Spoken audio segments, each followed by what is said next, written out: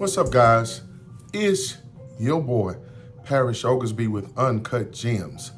Man, we're back at it again.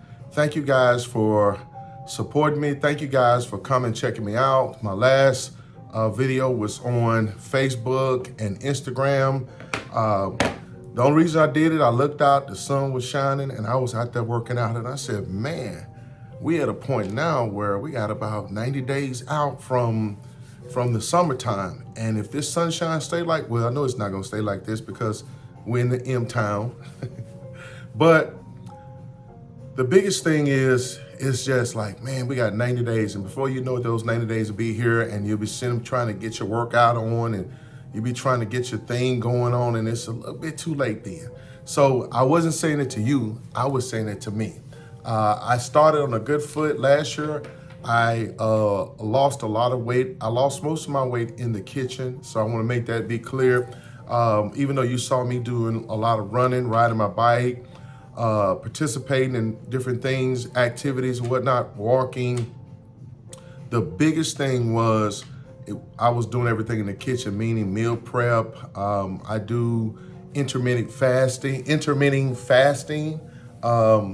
And this is just what fits me. I'm not recommending this for anybody else, but a healthy diet is, talk to your doctor, because I think your doctor is better suited to answer any of your questions that I know I can't answer. So, but thank you guys for giving me shouts out. It would feel so good to get out there in that sun. You're gonna see a lot of me riding my bike and trying to do a video. You're gonna see me running. I got somebody swipe my, what's that, GoPro. Somebody swiped my GoPro, and I ain't seen it since, and I missed my GoPro. I could have used it on my bike last year, but I've been looking for it since my move. But nevertheless, I'm gonna give me a new GoPro, and I'm gonna try to attach it where you can see me actually running and actually talking and actually getting stuff done for Uncut Gems. We got a great year. It's been a great year thus far. We got a great year ahead of us, guys. But you know what? You can't really enjoy the year if you are not taking care of yourself mentally, emotionally, physically, and whatnot. I think that's extremely important. I was talking to some friends last night, and they were discussing, therapy. They was discussing therapy, and people had their own opinion about something and about this and about that. I'm a big proponent for going to church and having a relationship with God, and I'm a big proponent for therapy. I think they should go hand in hand in terms of wherever you are in life. It's just like a tune-up. You go to take your car to get a tune-up, you get a diagnostic test, you make an assessment, you take a look at your resume and you do a diagnostic test. You go to the doctors and you get your annual checkups, guys. You do that to make sure you straight. Everything is good and everything's running at its optimum level. Well, mentally and emotionally, how do we handle that? And you're gonna hear me talk, well, you've already heard me talk about this kind of thing, but we were talking about it the other night, and I was like, you know what? And everybody had their own opinions and own point of views and perspectives, and it was a great conversation to be had. And so I was reading through something, and I saw this, your worst enemy cannot harm you as much as your own unguarded thoughts. I want to give a shout out to whoever wrote that. I was looking to see who wrote it, and I heard a bunch of people say but I didn't want to reference the wrong person. But I'm gonna say it again. The worst enemy cannot harm you as much as your own unguarded thoughts. Now, I was like, wow. And I looked over my past, and I looked over, asked a few people about this, and it is. Your thoughts, not controlling your thoughts. And even my pastor talks about it continuously, about guarding your heart. And in the Bible, I'm not gonna get, because that's not my lane, the Bible said, guard your heart. And The translation is here, you know? And when you're sitting there when you're taking stuff in and you're reading stuff and you're listening to stuff, you're taking stuff into your heart. So you can get out here and you start hearing stuff, and then it starts changing your mind and changing your point of view and changing your perspective. If you're not on top of your game, if you are not someone who is quite sure of yourself, especially my young brothers out here coming up, you young guys, you know, I understand it because when I was young, when I was, you know, in my teens and my 20s, man, I just knew that a man did it this way. And I came up with this conclusion because things were working for me. But when I looked a little closer, they were working temporarily. And that's why if you talk to me, you're gonna hear me say things like legacy. You're gonna hear me say stuff like covenant. You're gonna hear me say stuff like integrity and character. You're gonna hear me say that stuff, and let me tell you something. That doesn't mean I'm sitting there saying I'm almighty and perfect and I don't screw up. I have not done this and done that. I have done it all. I have messed up royally. But what I can say is this here, that I've learned I've learned my lessons from my bad decisions and my bad mistakes. I've learned, and I'm still learning, and I'm gonna learn all the way up until the time that it's time for me to go on home, right? But this thing stuck out to me. When you are your worst, and you think about somebody in your life, and hopefully you don't have any enemies. I don't like to think that I have any enemies. I believe I have people who just don't vibe with me. I think I have people who just don't like the cut of my jib. And and anybody that's worked with me has heard me say that a bunch of times. And I also say, what you think about me does not concern me. I don't worry about how you feel about me. That's none of my business. How you feel about me, especially if it's something negative, it ain't none of my business. Keep that to yourself. Keep your, you know how I feel about unsolicited conversations and points of views, man. I didn't ask you what you thought about me. I don't want to know. Now, if there's some you trying to feed me, you trying to educate me, you trying to give me pull my coattail, okay, But I'm always concerned about people who say, man, we go on Facebook and social medias and we got all these enemies. I don't want no enemies. I remember, what's that comedian that said, if you ain't got no haters, you ain't doing it right. That's slick. That's slick, man. And you're gonna have haters, and you're gonna have people who don't like you for whatever reason. But that's why this saying is so doggone important. Your worst enemy cannot harm you as much as your own thoughts. No matter what those so-called haters or so-called enemies or so-called whoever that's against you are out there, they can't harm you no more than your unguarded thoughts. And so I got a friend right now who's lost his job, and he's sitting at home and he's worried. He's concerned because he has responsibilities. And I told him, he asked me, have I ever been unemployed before? Have I ever been unemployed? Man, I have been laid off. I've been fired. I've been let go. I have been transferred. I think that's it. I have been all those things. So I was telling them, one of the things that you're gonna have to tighten up is here. You start listening to your friends, you start listening to people that's close to you who mean you so well. They do. But you have to tighten up in terms of your thought process. Get up every single day and act as if your job is to get a job. You got to get up every day. If you have to get up some days, I remember some days I would get up and get dressed up. I would put on a suit and tie. Wasn't going nowhere. Couldn't afford no gas to go nowhere. I sit up and just get dressed up. I would act out. You know what I was doing psychologically, kind of psyching myself up. And I wasn't allowing negative thoughts to get in. Now, in some cases, negative thoughts did get in. What can I say? negative thoughts get in and you out here, and next thing you know, you're sabotaging. And let me tell you something, sabotage, self-sabotage they need to do a statistic, just an analysis on self-sabotaging in poor mindsets.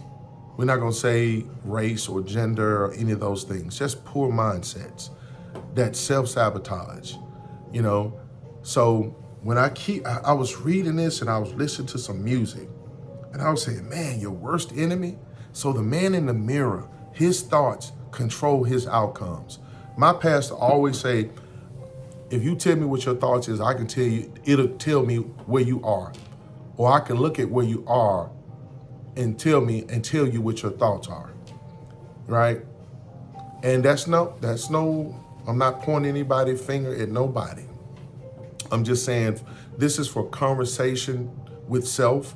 I spend a lot of time with myself, driving in my home, walking Phoebe. And I'm thinking all the time. And I talk with my family, my friends, close people to me, my therapist, and I'm very, very reflective, and I've always been this way. Just wanted to know, wanted to understand, wanted to know why this and why that. Certain things you just never gonna know. You just gotta let it go. You just gotta be like, well, it is what it is. And for those, I let it be what it is. But one thing I'm always concerned about is how I treat myself, how I interact and how I view myself. It's also that book, one of the books I'm reading, I can't pull it up on this phone here, it's on this other phone that's recording. But it's a book that I'm reading with the whole objective of this book is telling you that how you view yourself matters to your overall life. And this guy started this, I can't think of his name, and forgive me, but it just popped in my head that how he viewed himself, how you view yourself matters. And sometimes you don't even know how you truly view yourself until you really did do a deep dive.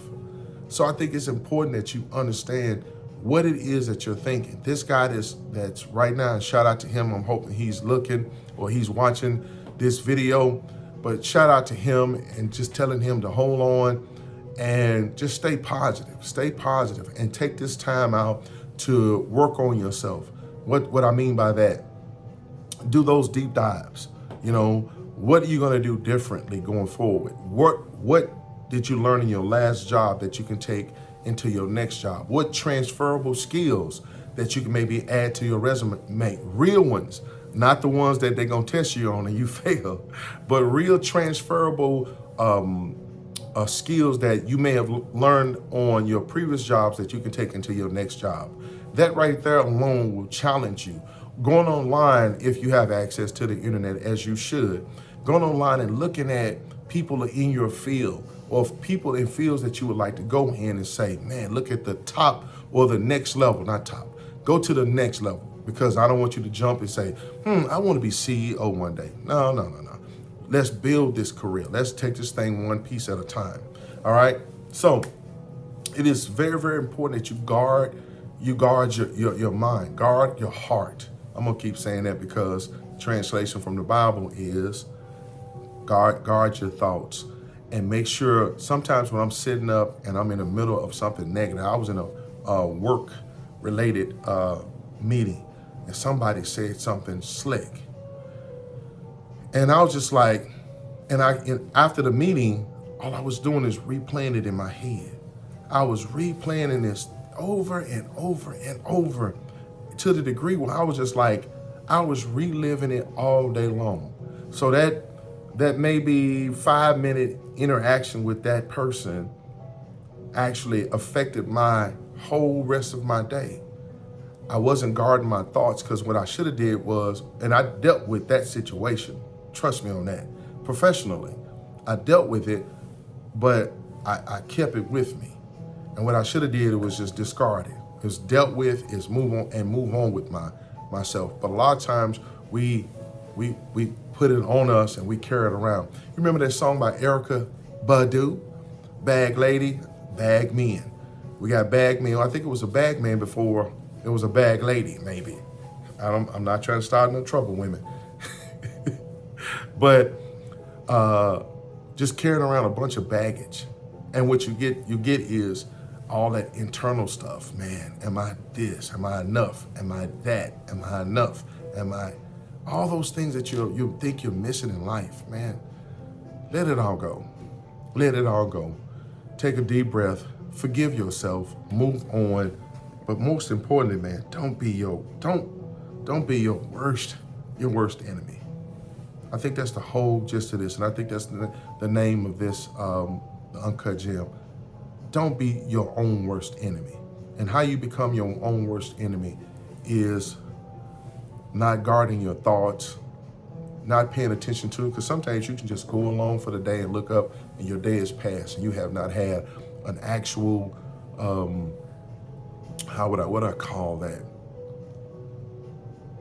A dedicated or purposeful thought. There you go. Remember that book that came out, A Purposeful Life, I believe it was? That was a great book as well.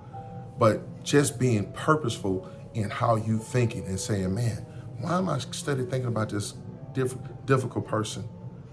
Why don't I just think about what's the solution?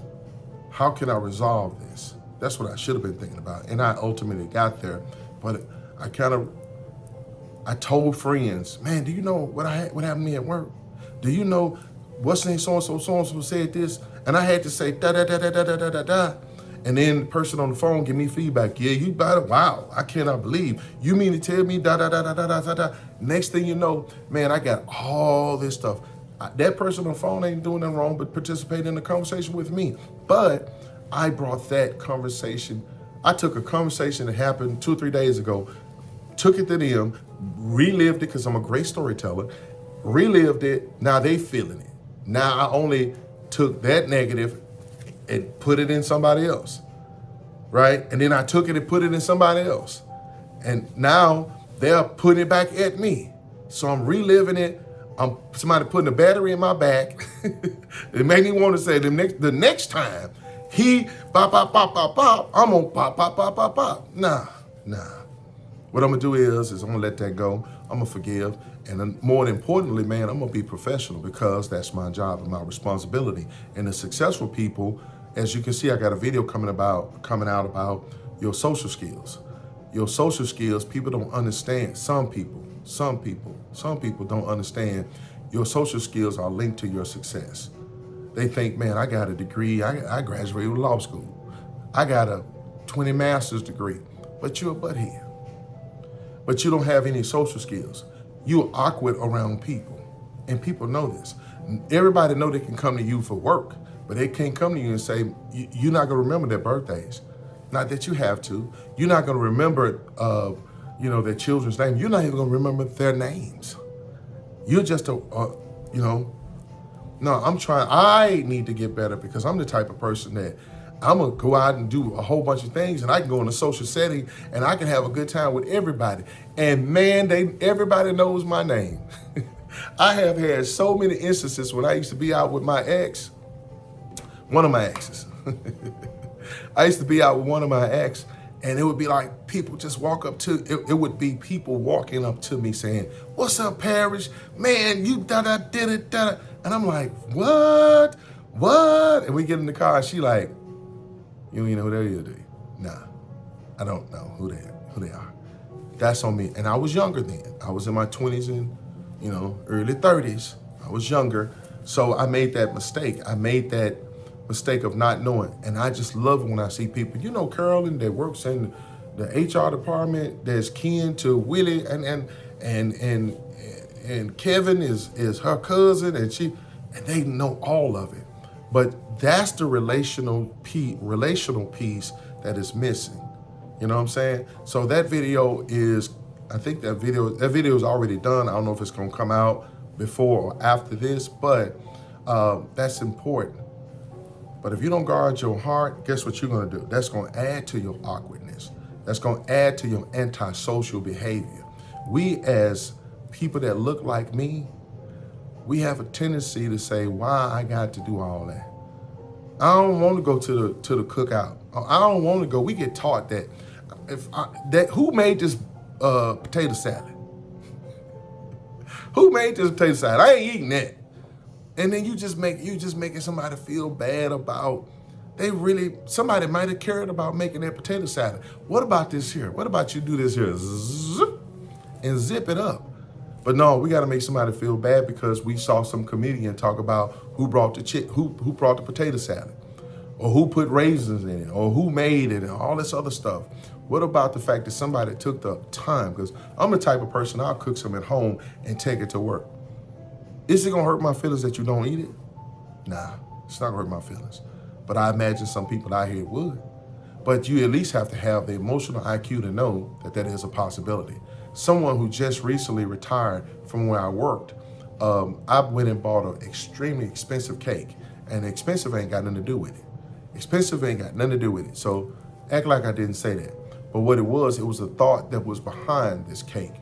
And so when we got there and it was written and all this other stuff, it was somebody who probably I know they didn't care for me much. They didn't like they didn't like the cut of my G up, so to speak. But I bought the cake and someone said, who bought this cake? And they said, Parrish. And they said, the hell you say? And I was standing right there. And so you know what I had to do? Everybody looking, everybody got quiet, but everybody knew what was what. You know, I didn't buy it to garner favor from that person. I just bought it because it was the right thing to do, you know? And if it was me, I would want somebody to put aside whatever disagreement or misunderstanding that we have. And when I retire, which I don't know about that, I'm hoping somebody to go out and get me a big, giant, delicious, homemade cake with my name sprawled over it when I walk out that door, and give me a gold watch. You understand? That's all.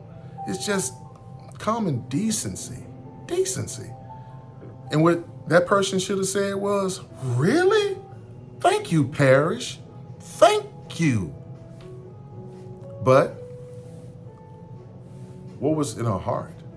What did she allow into her to make her think that way? That Parrish wouldn't buy her a cake.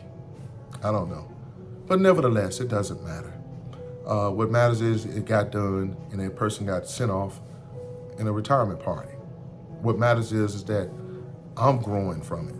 And people around me grew from it probably. And hopefully one day she'll be like, you know what? That wasn't a bad deal. He wasn't what I thought he was in the first place. And maybe not, it doesn't matter. But guys, I'm going long today because this is something every time I have a really, really good conversation with somebody, I'm trying to condense it down to less than 25 minutes, less than 20 minutes, and I went over. But I want you to think about it, and I'm gonna say it again. Your worst enemy cannot harm you as much as your own unguarded thoughts. So think about that each and every day, and let's do a better job at paying attention of what our thoughts are at that very moment. When you're feeling lonely, when you're feeling sad, when you're feeling happy, when you're feeling petty, when you're feeling great or fantastic, or what it is that make you whatever it is. Do me a favor and pay attention to that. And hopefully that'll make us all think twice about how we deal and interact with one another.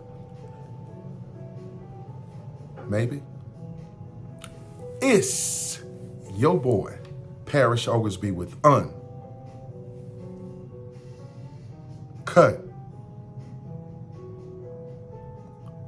Gems. Peace.